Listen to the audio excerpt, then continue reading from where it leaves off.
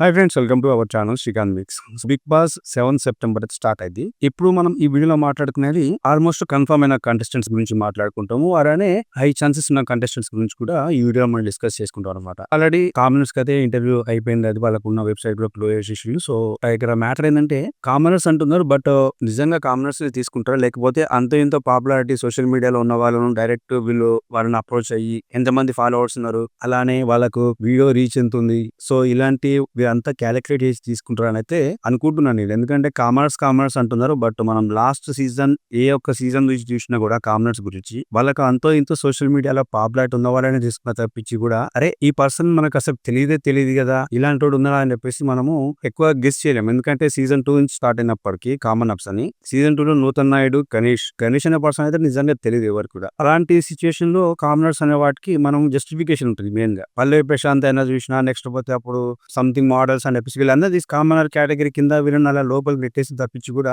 ఏ విధంగా చూసుకున్నా కూడా వాళ్ళైతే కామనర్స్ కాదు. ఈవెన్ ఆదిరెడ్డి కూడా, అంటే నేను ఆ వీడియో అయితే చూడలేదు, ఆ క్లిప్. సో వేరే ఒక యూట్యూబర్ దాంట్లో మాట్లాడుతుంటే విన్నాను అన్నమాట. ఏంటిదంటే ఆదిరెడ్డికి డైరెక్ట్ ఈ అప్లికేషన్ ఫామ్ ఉంటాయి కాబట్టి మనం దాన్ని డౌన్లోడ్ చేసుకొని మనోడు ఏదో ఆడిషన్స్ ఇచ్చేసి బిగ్ బాస్ వాళ్ళు తనను ఆడిషన్స్ నచ్చేసి తనను సెలెక్ట్ చేసినట్టయితే కాదంట. సో డైరెక్ట్ బిగ్ బాస్ వాళ్ళే తనను అప్రోచ్ అవ్వడం జరిగింది. దాని ద్వారానే ఆయన బిగ్ బాస్ లోకి వెళ్ళిండు. కాకపోతే వాళ్ళు బయటకి ఇచ్చిన కలరింగ్ ఏంటిదంటే కామనర్ గా పంపిస్తున్న ఆదిరెడ్డిని బిగ్ బాస్ లోకి అని చెప్పేస్తున్నారు. సీజన్ 6 వరకు మనోడికి చాలా పాపులారిటీ ఉంది. యూట్యూబ్ లో కూడా చాలా మంది లక్షల్లో సబ్స్క్రైబర్స్ ఉన్నారు కాబట్టి, అలాగే తను చేసే వీడియోస్ కూడా రీచ్ బాగుంది. సో ఇలాంటి సిచ్యువేషన్ లో ఈ పర్సన్ ని హౌస్ లోకి తీసుకెళ్తే తప్పించి ఓ సాధారణ మనిషి లెక్క అయితే తీసుకోలేదని అయితే నేను అనుకుంటున్నాను. మరి మీరేమనుకుంటున్నా మీ వర్షన్ అయితే కింద కామెంట్ చేయండి. ఎందుకంటే సాధారణ వ్యక్తి అంటే నా ఒపీనియన్ ప్రకారం అసలు సోషల్ మీడియాలో ఉన్నా కానీ ఇంత పాపులారిటీ, ఇంత వెల్ నోన్ పర్సన్ ని కూడా ఒక కామనర్ గా తీసుకొని ఒక ట్యాగ్ వేసి బిగ్ బాస్ వదిలి పంపించడం అనేది నాట్ ఎట్ ఆల్ ఫెయిర్ అనమాట. ఎందుకంటే కామనర్ అంటే అసలు ఎవరికి తెలియని వాళ్ళు ఉండాలి. కాకపోతే ఈ పంపించిన ప్రతి ఒక్కరు చూస్తే కామనర్స్ గీతు రాయని చెప్పేసి ఇక్కడ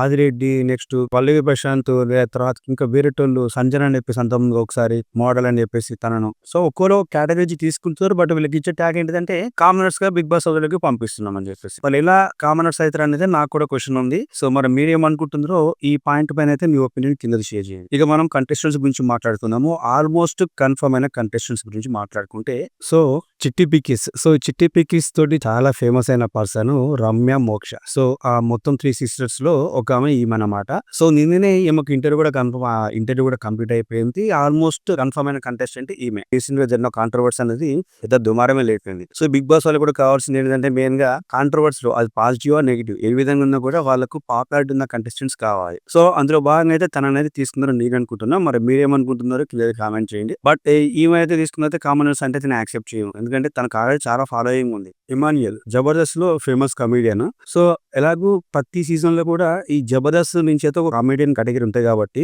మెయిన్ గా జబర్దస్త్ నుంచి ఏవైతే షో ఉంటారో సో ఆ షోల నుంచి ఎవరినో ఒకరిని తీసుకోవడం అనేది 4th సీజన్ నుంచి కూడా మనం ఎక్కువ అబ్జర్వ్ చేస్తుంటే, సో జబర్దస్త్ నుంచి ఒక కంటెస్టెంట్ అయితే వీళ్ళు ప్రతి సీజన్ కి హౌస్ లోకి తీసుకుంటున్నారు. ఈ విధంగా కమీడియన్ కేటగిరీ చూసుకుంటే ఈసారి జబర్దస్త్ నుంచి ఇమాన్యుయల్ అయితే almost confirm. Next YouTuber. So YouTube నుంచి కూడా మనము ఇంకో కేటగిరీ తీసుకుంటే బంచికు బబ్లు అనే పర్సన్ చాలా ఫేమస్ పర్సన్. సో ఈ పర్సన్ కూడా ఈసారి బిగ్ బాస్ లోకి వచ్చే అవకాశం చాలా ఉందన్నమాట. అంటే ఆల్మోస్ట్ కన్ఫర్మ్ అయిపోయింది మనోడు. సింగర్స్ కేటగిరీ నుంచి కూడా తీసుకుంటే శ్రీతేజ్ అని చెప్పేసి ఒక పర్సన్.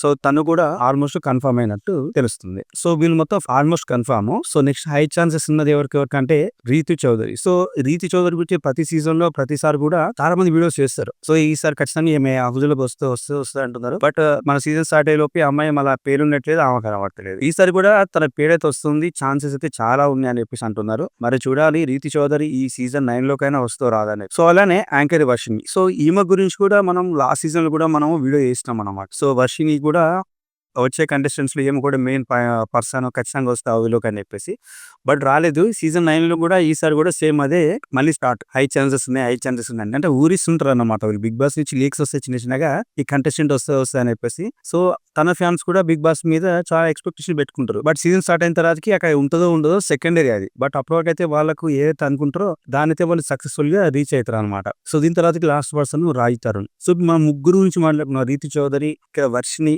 అలానే రాజ్ తరుణ్. వీళ్ళు ముగ్గురు గురించి మనం లాస్ట్ 2 సీజన్స్ నుంచి కూడా మనం డిస్కస్ చేసుకుంటున్నాం. ఎందుకంటే రాజ్ తరుణ్ ఒకప్పుడు ఫేమస్ యాక్టర్. బట్ ఇప్పుడు బ్యాక్ టు బ్యాక్ తనకు ఫ్లాపులు రావడము, అలానే వేరే కాంట్రోవర్సీ ఏదైతే ఈ బ్యాడ్ నేమ్ అని వచ్చిందో, సో ఆ బ్యాడ్ నేమ్ ని తీసేసుకోవాలా లేకుంటే దాన్ని పెంచుకోవాలనేది త్రూ బిగ్ బాస్ అయిద్ది అనేది నేను అనుకుంటా. ఎందుకంటే తనకు వచ్చే సినిమాలో అవకాశాలు కూడా అన్ని ఎంత కష్టపడి ఏ సినిమా తీసినా కూడా ప్రతిదీ కూడా ఫెయిల్ అవుతుంది కాబట్టి ఇలాంటి రియాలిటీ షోలో తను అడుగు పెడితే డెఫినెట్ గా అసలు రాజ్ తరుణ్ అనే క్యారెక్టర్ ఏంటి అని చెప్పేసి కూడా చాలా మందికి ఒక అవగాహన వస్తుంది. సో ప్రెసెంట్ అయితే ఇదైతే మనం మాట్లాడే కంటెస్టెంట్స్ గురించి ముందు ముందు మంచి మంచి అప్డేట్స్ కూడా వస్తాయన్నమాట. మరి ఎవరైనా ఇప్పటి వరకు ఛానల్ ని సబ్స్క్రైబ్ చేసుకోకపోతే సబ్స్క్రైబ్ చేయండి. అలానే అక్కడ బెల్ ఐకాన్ ఉంటుంది, దాన్ని క్లిక్ చేయండి. తద్వారా నేను పెట్టిన షార్ట్స్ అయితేనేమి లేకుంటే వీడియోస్ అయితేనేమి మీకు నోటిఫికేషన్ రూపంలో మీ మొబైల్లో కనబడతాయి. అలాగే ఈ వీడియో మీకు నిజంగా నచ్చినట్టయితే లైక్ చేయండి, షేర్ చేయండి. Don't forget to subscribe our channel Srikanth mix.